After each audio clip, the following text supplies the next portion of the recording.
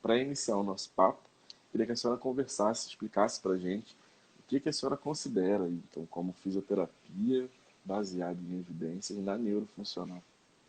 Tá. Mas vamos combinar assim, não me chama de senhora, tá bom? Que eu me sinto muito velha, Rodrigo. A gente deve ter, sei lá, próxima à mesma Pronto, tudo idade. bem, Então, tudo bem. não.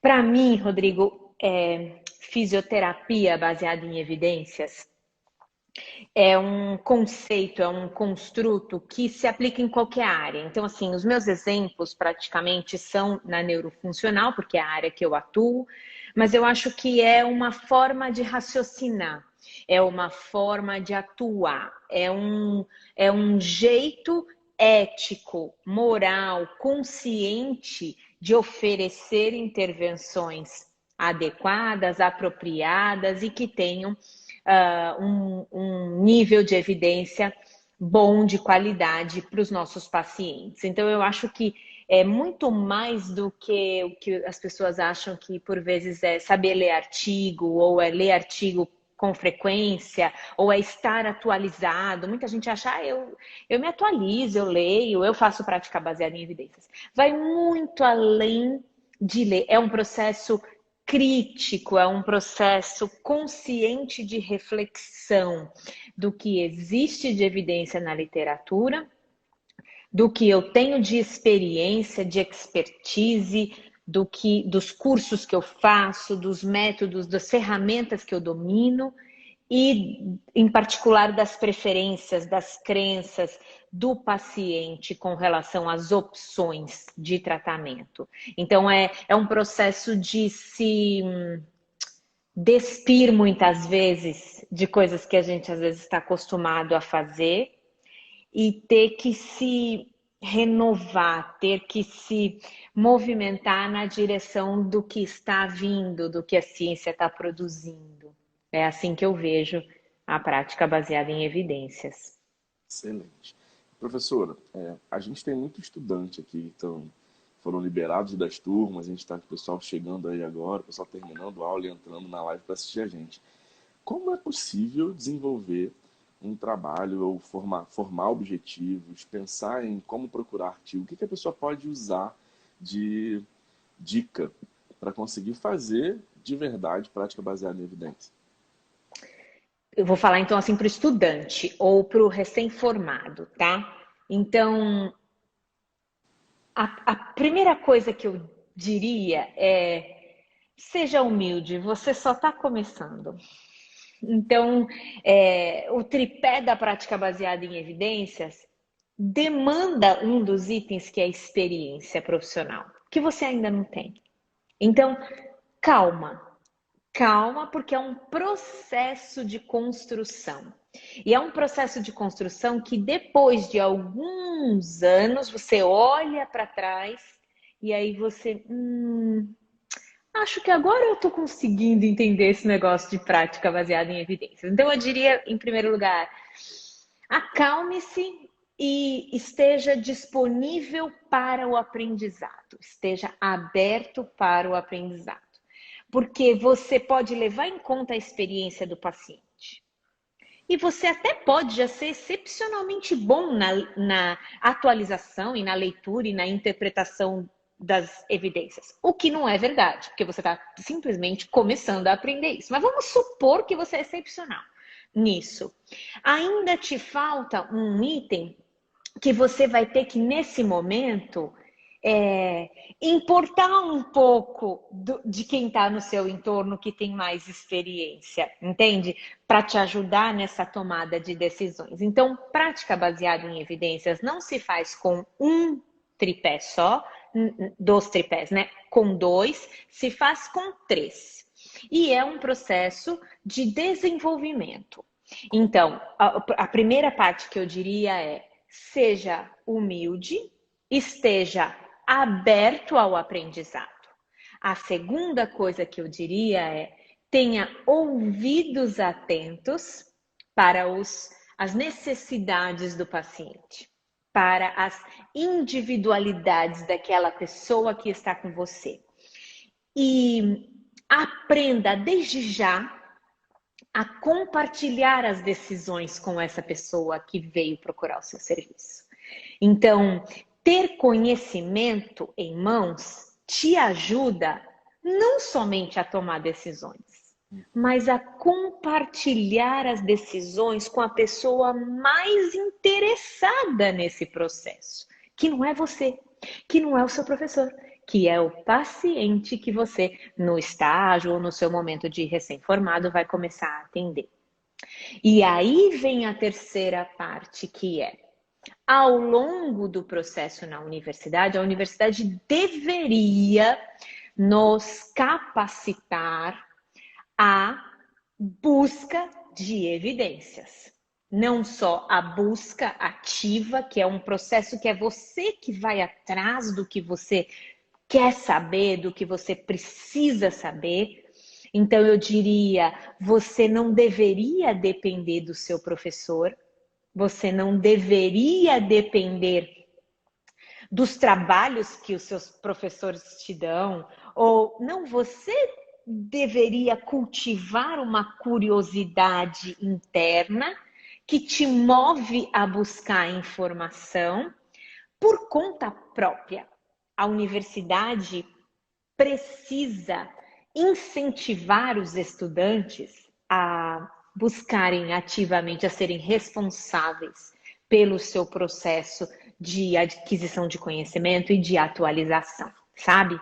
Então, ao longo desses... E isso vem da infância, vem da escola. A escola deveria nutrir isso na gente.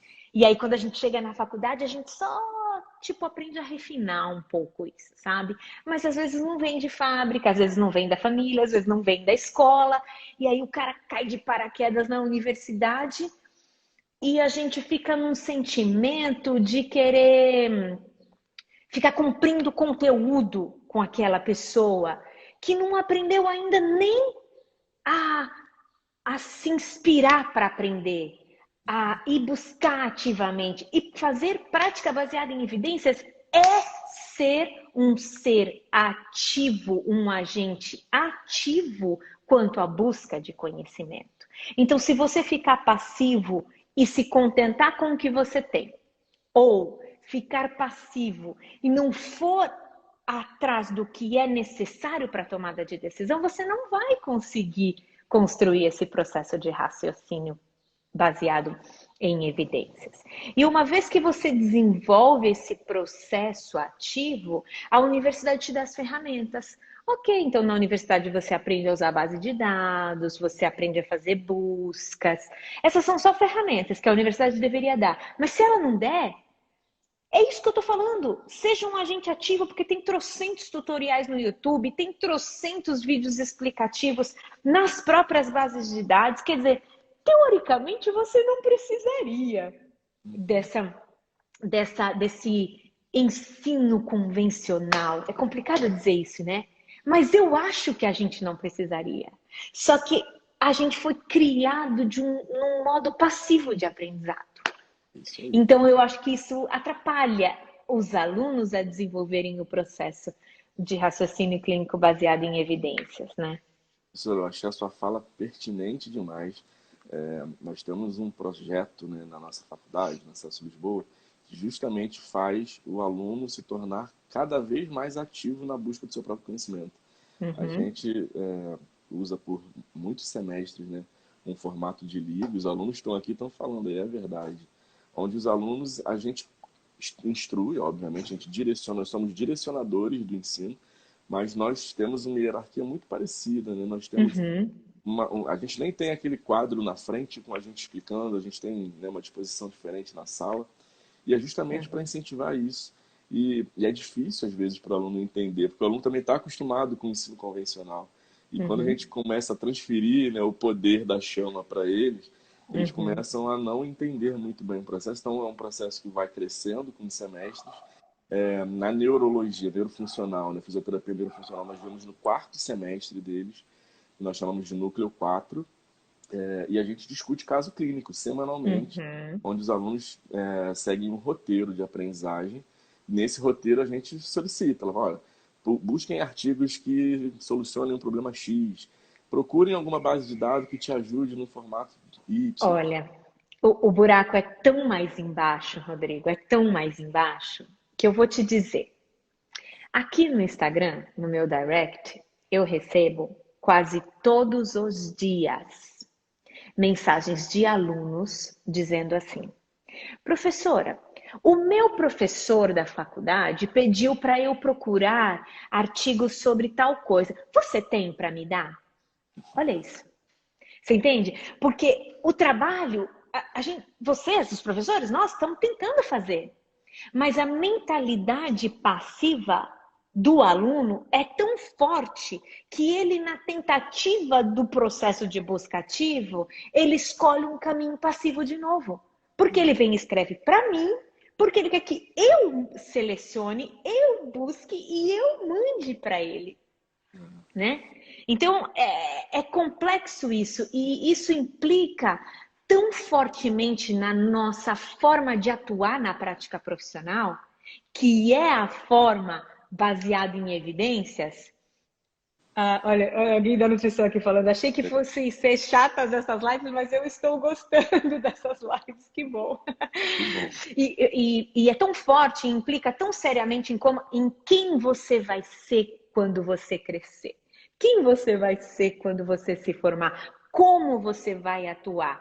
Como você vai dar passos na direção do seu crescimento profissional? Se não for tendo como pano de fundo a prática baseada em evidências, vai ser o quê? Entende? Você vai de novo ser um agente passivo que, quando passar uma oferta de qualquer coisa, pode ser no seu Instagram, pode ser no seu e-mail, pode ser de alguém vendendo um equipamento, um método, um curso, uma técnica milagrosa, Milagrosa. você vai investir o seu dinheiro, o seu tempo naquilo sem refletir. Sem pensar, será que é isso que eu preciso? E aí o que acontece? Os alunos se formam e eles vêm de novo atrás da gente. Mas com uma fala desesperada e ao mesmo tempo tão perdida, que é do tipo, eu me formei, e agora, professor, o que eu faço?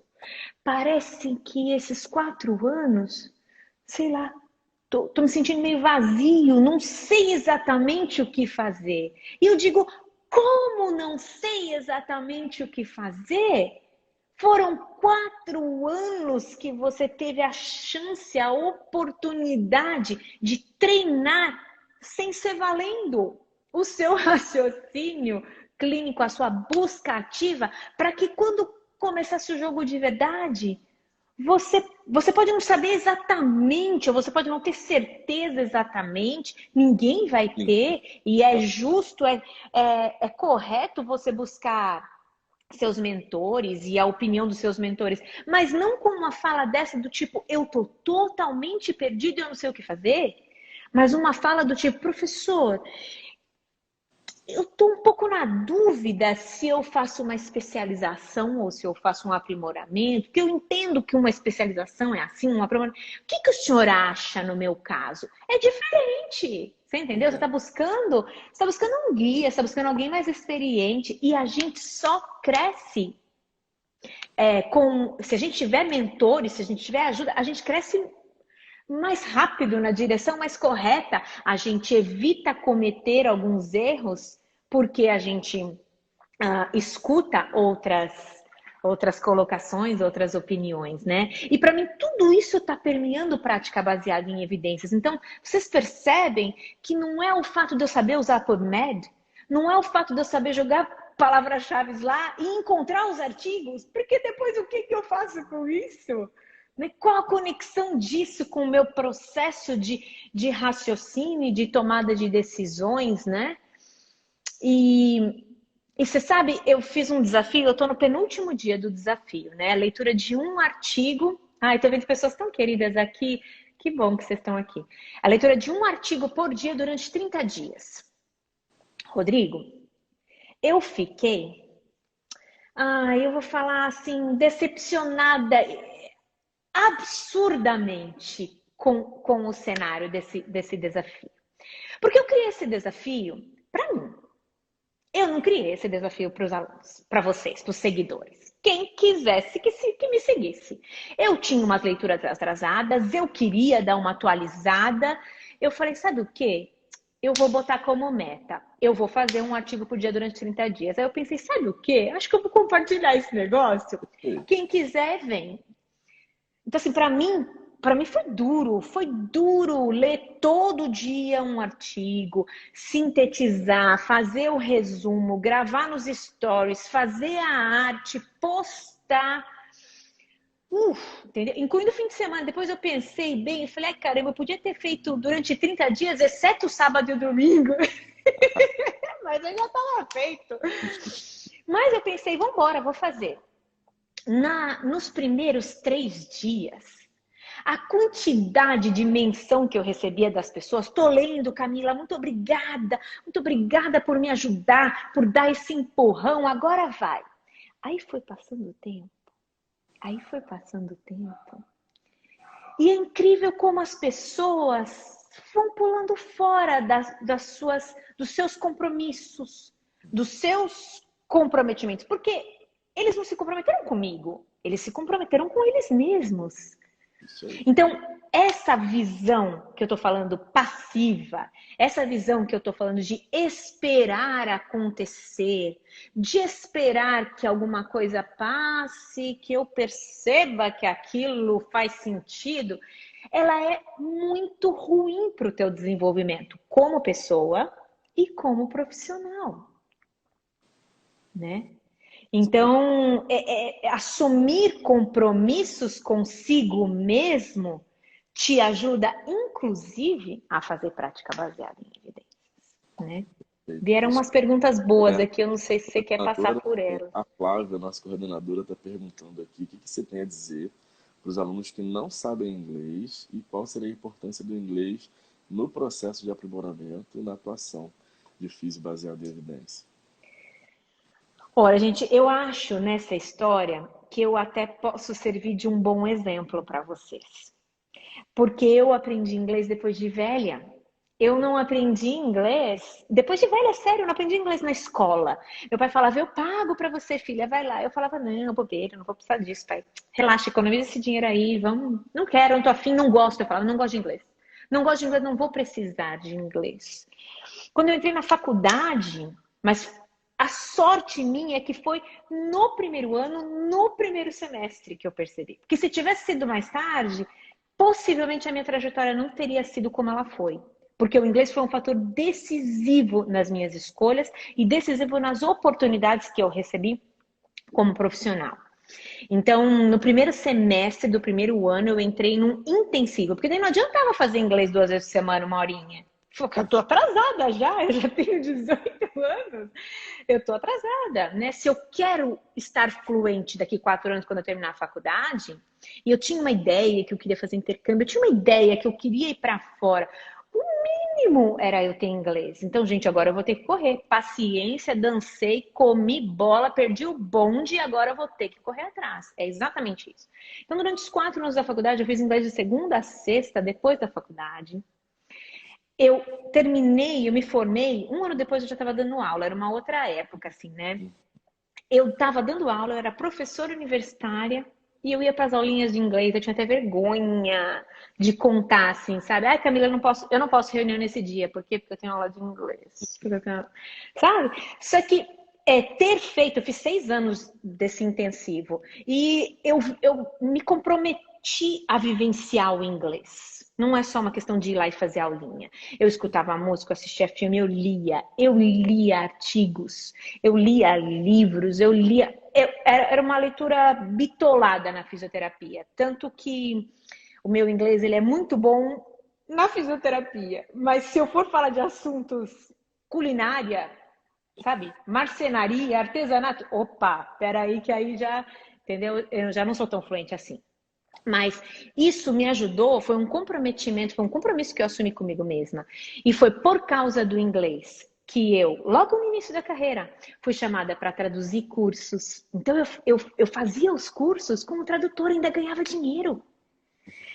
Logo no começo da carreira, eu cogitei, depois que eu fiz o meu curso de formação no Conceito Bobat, a fazer a formação para virar instrutora, e um dos pré-requisitos era ter inglês fluente. Eu cogitei fazer mestrado e eu nunca tive dificuldade. Por quê? Porque eu já era fluente no inglês. Então, o inglês, ele transformou as minhas possibilidades. Transformou, mesmo eu tendo decidido cuidar disso tarde. Então, é claro que dá tempo de começar agora. É claro que não tá tarde, né? Desde que você não seja passivo nesse compromisso ou que você não assuma esse compromisso com outra pessoa, que você assuma esse compromisso consigo mesmo. É isso aí. Consigo mesmo. O que é que você quer com isso, né? Assim, eu fui uma das únicas alunas na faculdade que na monografia usou um monte de artigos em inglês para fazer a monografia. E eu me lembro naquela época eu fazia fichamento, eu tipo resumia e traduzia. E tinha até professores, engraçado, eu ia de metrô para a faculdade, né? E aí eu encontrava sempre um professor que também ia de metrô. E na época que a monografia começou a bombar, comecei eu com os meus fichamentos e no metrô eu traduzia e ia anotando. Aí ele falava, mas Camila, por que você escreve a tradução? Não precisa, só lê e guarda, faz um comentário. Você não está perdendo tempo? E hoje eu vejo, hoje eu faço isso, eu só leio, eu só passo os olhos, eu capto o artigo assim, eu leio um artigo em 10 minutos. Porque eu sei aonde que eu tenho que ir, eu sei aonde não precisa e eu sei interpretar. Mas se eu não tivesse passado por aquele processo de pegar as minhas fichas, de traduzir, de empacar numa palavra, aquela época era dicionário, não era celular, de abrir o dicionário, de escrever a tradução, de ter um caderninho com as palavras novas, todo dia eu botava as palavrinhas novas. Era uma coisa meio sacal, mas dentro do método que eu achava que funcionava, eu achava que ia ter um resultado. E teve. Porque hoje eu faço isso assim, muito fácil, com muita tranquilidade. Então, eu acho que o inglês ele tem um papel fundamental e que não é a mesma coisa do espanhol. Não é. A língua do mundo, a língua da ciência é inglês, infelizmente. Precisa fazer o curso mesmo. Quem ainda está Precisa. correndo atrás precisa se atualizar. A gente vive hoje, né, professor, num momento onde o acesso à informação ele é disponibilizado de forma mais abrangente, assim, mais talvez inclusiva. Não sei se inclusiva seria a palavra adequada, mas enfim, a gente tem muito É mais mais acesso, democrático, né? mais democrático. Uhum. Na época que eu me formei, que a senhora também, me lembro bem de fazer TCC, fazer iniciação científica, ir para a biblioteca, pedir É. o artigo para a bibliotecária, e ela dava Uhum. um código imenso, você tinha que achar o artigo no Uhum. meio de uma A papelada, gente você folheava, né? olhava, então, assim, Xerocava. hoje em dia o acesso está bem mais tranquilo, né? Mas E isso, você não acha, Rodrigo, que isso colabora, contribui para quem tem aquele bichinho do comodismo lá é dentro? isso. Porque vocês não valorizam o quanto as coisas estão ao seu redor. E esse excesso de disponível de informação também te dificulta selecionar o que é bom do que é ruim, porque o excesso, dentro do excesso tem coisa boa, mas tem coisa ruim Exato. também, né? Então, essa coisa da dor do processo, né, do empenho, do sacrifício, isso transformou uma geração, né? Eu sou formada há 21 anos, você também? Eu, a Há 12. 12. Transformou uma geração que olha para trás e fala: caraca, não foi fácil, né? Assim, eu não cheguei aqui à toa, né? Eu não cheguei aqui por sorte, por coincidência do destino. É claro que tem sorte, mas hello, eu sempre falo, sorte é quando ela bateu na sua porta e você estava ali prontíssimo para abrir e dizer: venha que eu tô preparada, É isso aí. sabe? Então, isso não é sorte, porque depende de você estar preparada, depende de você saber o timing de abrir a porta, depende de você saber o que você já tinha que ter feito para poder detectar que a sorte bateu na tua porta. Então não é sorte, né? Não é. E eu acho que é importante essa nova geração que está na faculdade agora, que está se formando, não. Uma coisa é você se inspirar em alguém que está num patamar onde você deseja estar. Isso é bonito. Mais ainda é você poder ter essa pessoa como um mentor, como alguém que você consiga, inclusive, trocar ideias, aprender a ter ouvidos, né? Mas não desejar ter aquilo amanhã, porque é parte de um processo. Então, quando eu falo que os alunos também não aprendem na faculdade e deveriam aprender a planejar suas vidas e suas carreiras, deveriam.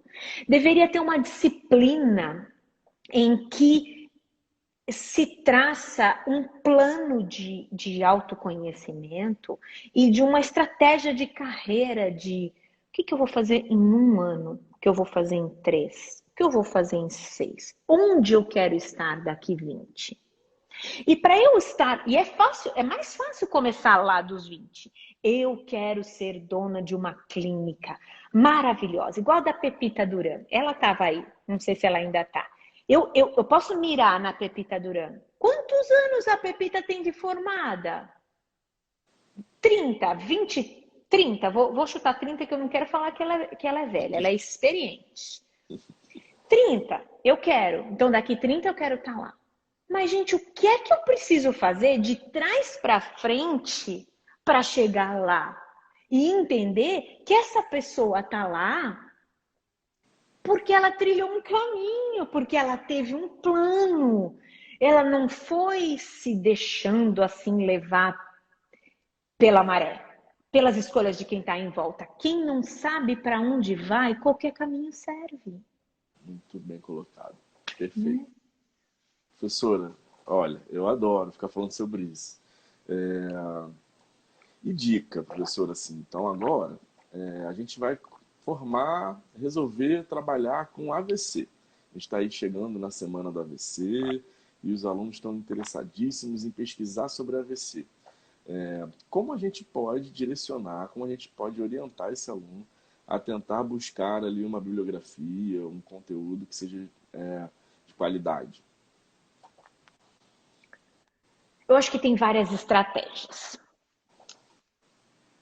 A primeira estratégia é talvez ir pelos mais altos níveis de evidência. Então, quando eu for fazer uma busca, quando eu falo de busca, para mim é PubMed. Eu não vou muito em outras bases de dados. Eu vou na PubMed e se eu não fiquei muito satisfeita, a menos que seja uma revisão estruturada, tipo uma scoping review, uma revisão sistemática, a gente tem que ir em todas as bases de dados, tá? Mas eu vou lá na base de dados. Eu vou digitar stroke, que é a palavra AVC em inglês.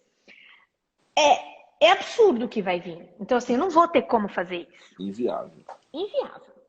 Então, eu tenho que definir assim, o que do AVC, em que do AVC eu desejo me atualizar hoje?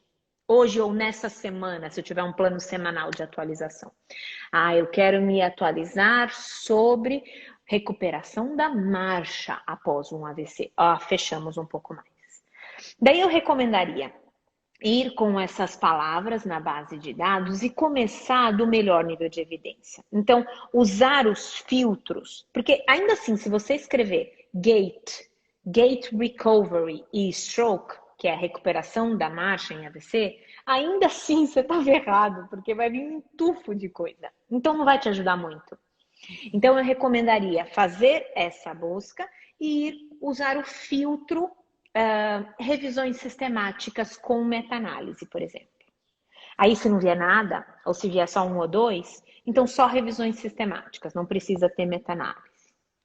Porque daí eu começo, digamos assim, o meu estudo, a minha atualização, pela nata, pelo top. Daí depois eu posso ir descendo para outros tipos de estudos. Então, essa para mim é uma boa estratégia de atualização. Uma outra estratégia de atualização que eu gosto também, mas eu não sei se ela é uma boa saída para o recém-formado ou para o estudante. Ela é para quem já está na trilha há um pouquinho de tempo. É você detectar, é você conhecer quais são as revistas mais importantes daquela área. Então, vamos supor, a Stroke. A Stroke é uma das revistas mais importantes na área de AVC.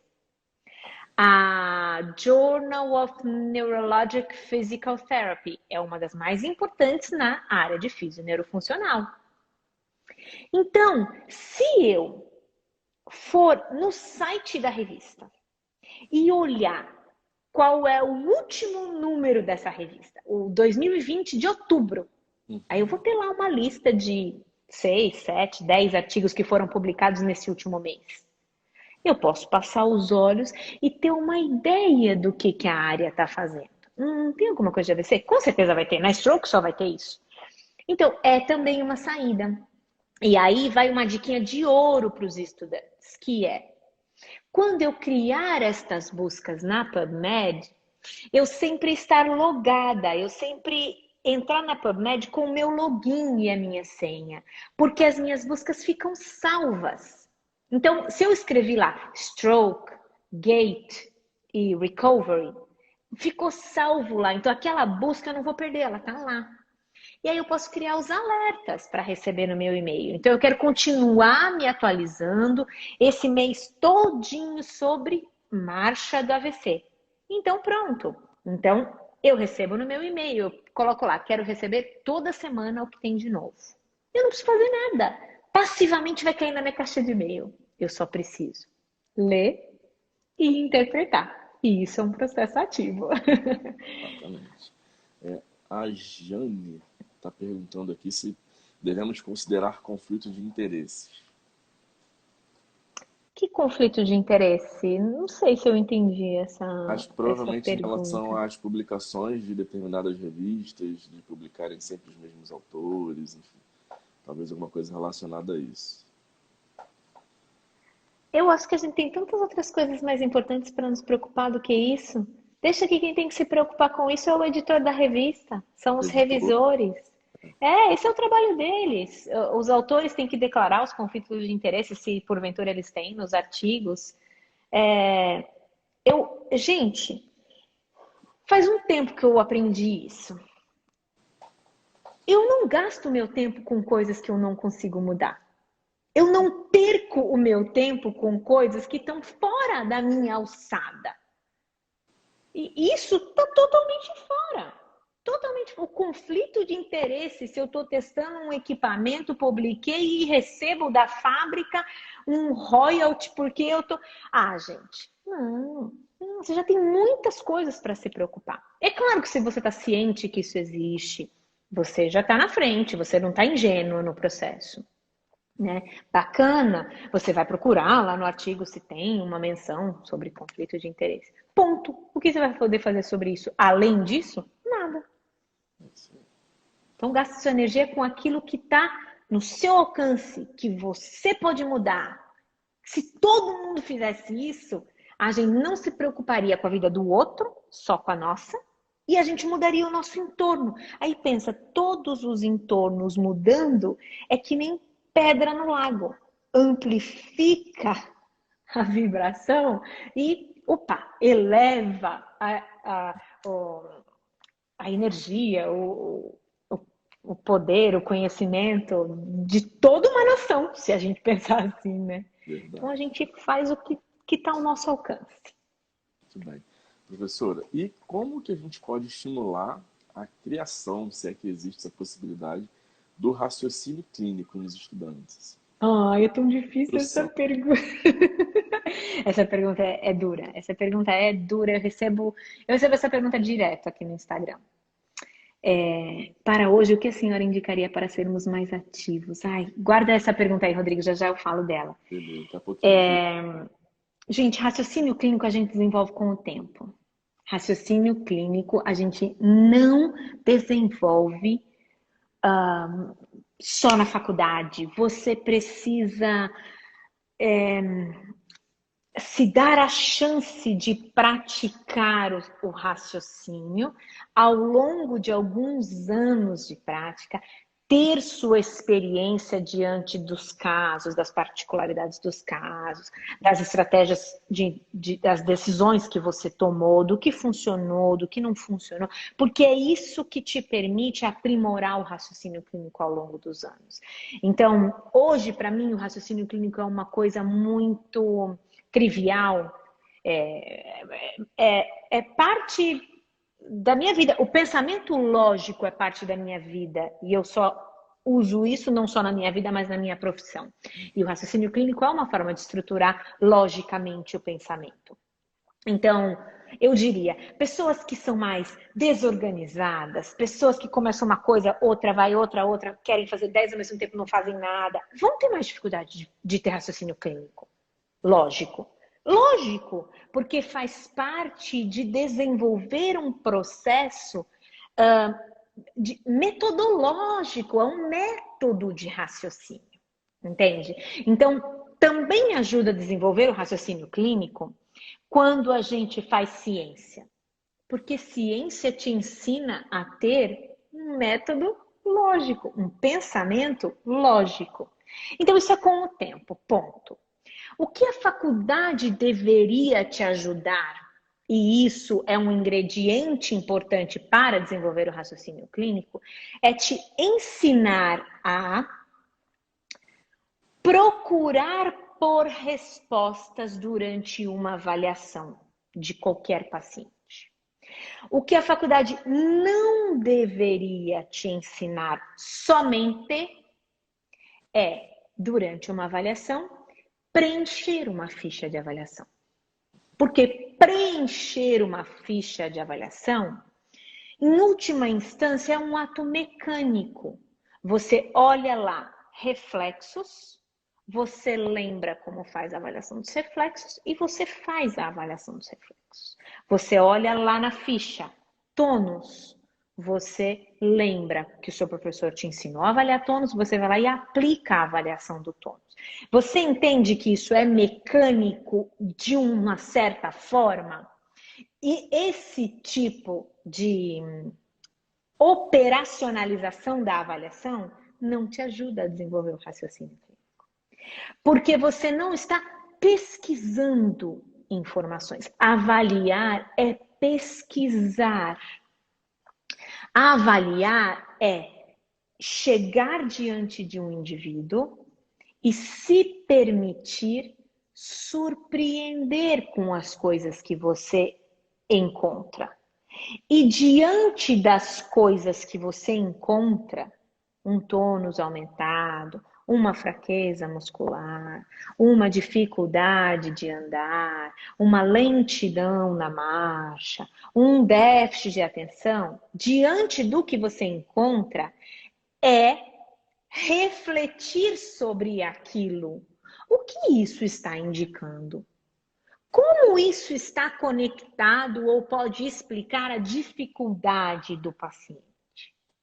Entende? E aí você sai do papel mecânico de preencher a ficha para um papel ativo de alguém que está pesquisando no paciente. Você está pesquisando.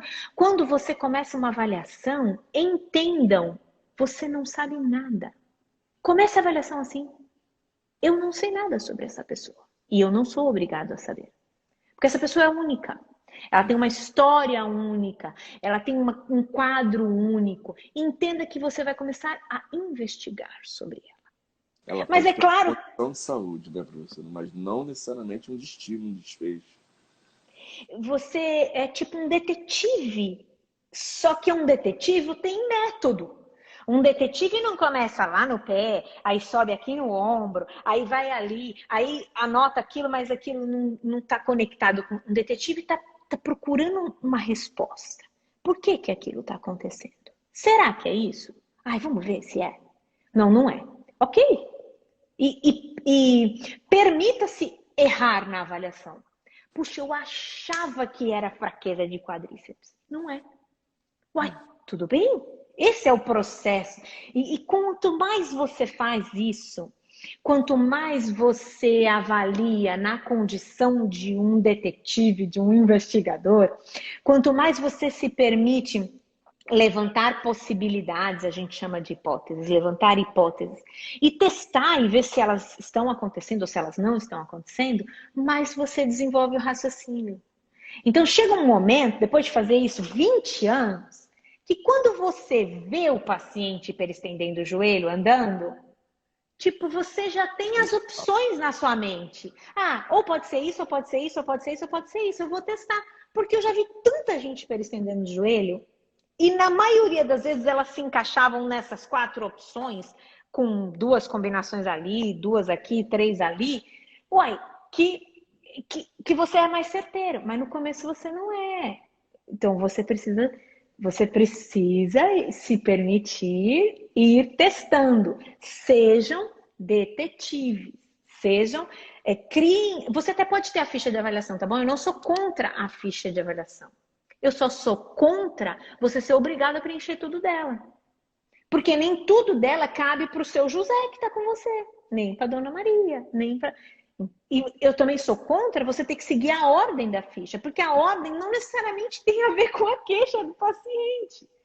Geralmente Então, não tem, inclusive. Né? e geralmente não tem, né? A ordem da ficha é uma ordem didática, é uma ordem da semiologia, do como a gente ensinou na avaliação.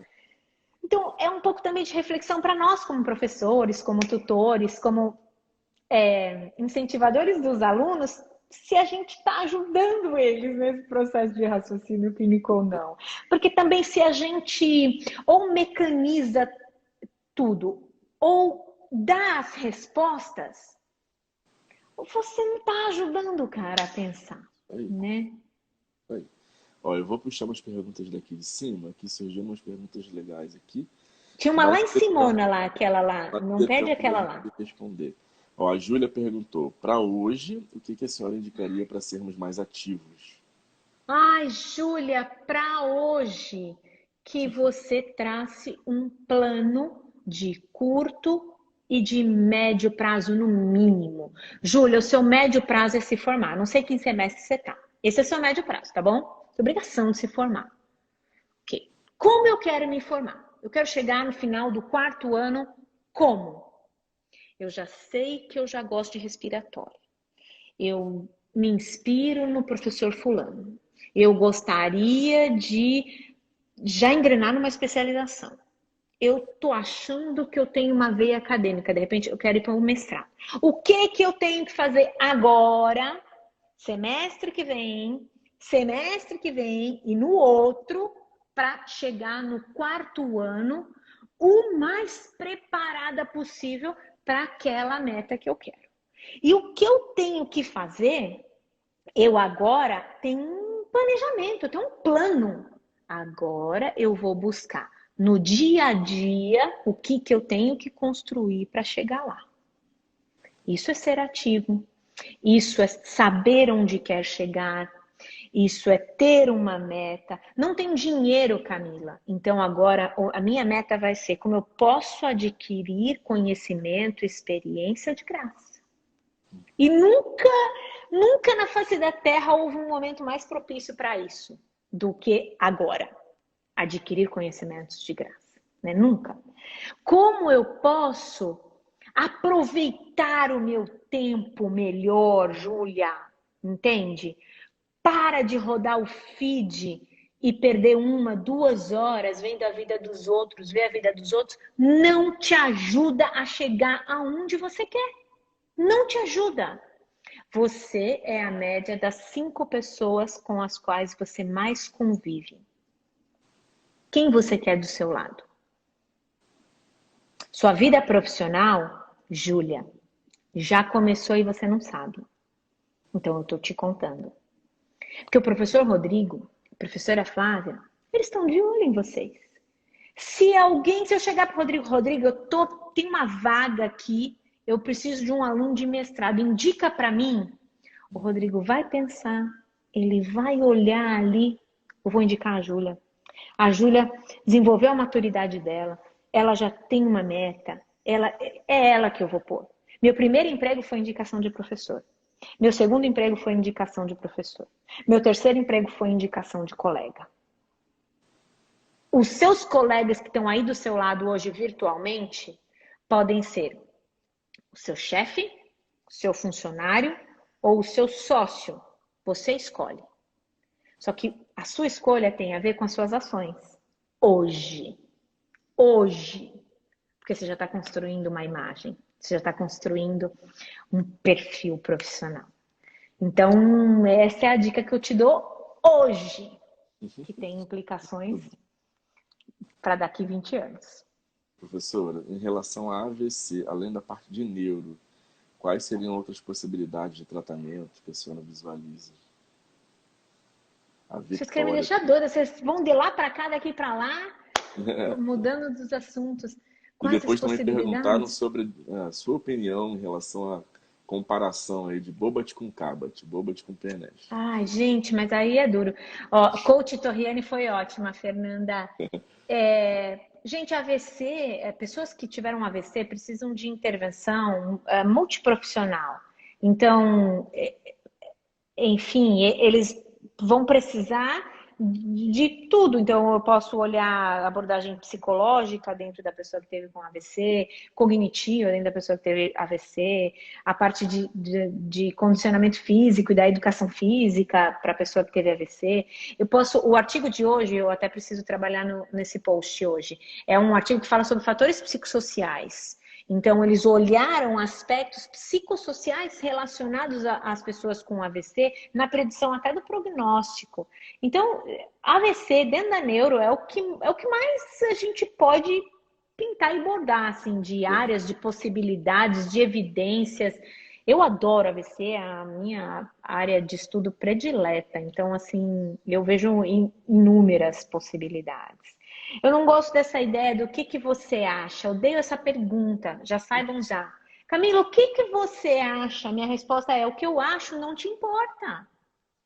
Eu não estou sendo grossa, não. Um pouco, eu sou grossa mesmo, mas vai se acostumando. Porque eu quero dizer, o que eu acho não importa. Por quê? Porque eu quero te deixar tão puto com essa resposta que você se sinta tão mexido ao ponto de ter que ir buscar as informações para você desenvolver sua opinião. Porque é um processo ativo de busca. Então, Camila, o que você acha do tratamento X para a doença X? Eu não acho nada. Você já foi lá no alvo, lá nas bases, onde estão as coisas? É lá, não está aqui na minha cabeça. As coisas estão lá, chama PubMed. Se você nunca foi lá, dormiu, demorou, começa hoje a fazer um treinamento. E alguém falou, sem confronto não há crescimento. É isso mesmo, é isso mesmo. Se nós, desculpa, mas se os seus pais passaram muito a mão na sua cabeça, eu não tenho culpa. Eu não vou colaborar com isso, nem o professor Rodrigo. Nem o professor Rodrigo. Então, assim, é um processo de realmente, talvez, mexer até com o seu brio. Mexer até com o seu... Caramba, que folgada. Eu não acredito que ela vai falar o que ela não acha, o que é do Bobat e do PNF. E depois você pode ir no meu IGTV, que tem uma live que fala sobre isso. E tá lá, tá bom? É que daí ia dar uma live de 1 hora, só pra gente falar disso. Então, por isso que eu não vou falar. Professora Fê Câmara, que você perguntou qual a melhor forma de fazer prática baseada em evidência se você não é cientista, se não é pesquisador e não está mais na faculdade. Ou seja, você está só na clínica. Coisa linda de pergunta. E eu te digo, Fernanda, fazer prática baseada em evidências não é uma coisa para cientista. Cientista produz evidências supostamente de qualidade. Cientista faz uma parte do tripé. Fazer prática baseada em evidências, quem faz é o clínico. Quem está lá na linha de frente, atuando com os pacientes, é quem faz prática baseada em evidências. E essa pessoa vai fazer como? Aprendendo a ler e interpretar as evidências disponíveis, porque você não vai fazer ciência, você não faz ciência, você não é cientista. E nem deve se meter a querer fazer, porque você não teve a formação para isso, tá? Então, você tem que aprender a ler, a interpretar. Você vai desenvolver sua experiência, você vai decidir com o que você vai investir, gastar em termos da sua formação. E você vai compartilhar as decisões mediante as preferências do cliente. Então, só pode fazer prática baseada em evidências quem está na linha de frente. Quem está produzindo ciência só faz uma parte. Quem está dando treinamento para profissionais, cursos de formação, só está fazendo uma parte. Não é verdade? E quem está só olhando lá para o que o paciente deseja e atendendo à vontade do paciente, também não está fazendo prática baseada em evidências, né? Então, essa pergunta é de ouro, Fernanda, porque os clínicos se sentem inferiores. É isso mesmo. E não é verdade. Na verdade, vocês é quem detém o poder de poder fazer com que faça sentido fazer ciência. Porque fazer ciência para ninguém usar não faz sentido. Não faz sentido eu produzir paper, publicar, se isso não vai ser lido, se isso não vai ser interpretado, se isso não vai ser utilizado.